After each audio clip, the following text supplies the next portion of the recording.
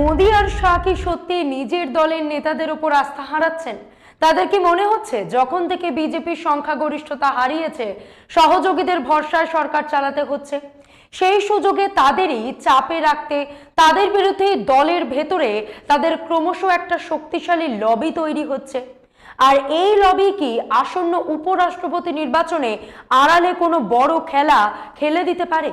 আবার বলছি, আমরা মন গড়া কোনো খবর ফেরি করি না, তথ্য থেকে সত্যে পৌঁছানোর চেষ্টা করি। রাজনীতির চশমা দিয়ে ঘটনাটাকে পর্যবেক্ষণ করার চেষ্টা করি সেটাই আপনাদের সামনে তুলে ধরার। চলুন দেখা যাক। নমস্কার, আমি মধুরিমা ভৌমিক, আর দৈনিক সংবাদ অনলাইনে আপনারা দেখছেন সত্যি আসলে বেদনাদায়ক। ভারতের রাজনীতির অন্দরে এই মুহূর্তে এমন সময় চলছে যেখানে সরকারের দুই স্তম্ভ মোদি এবং অমিত শাহের চলাফেরা লাঠির উপর নির্ভরশীল। 2014-2019-এর সেই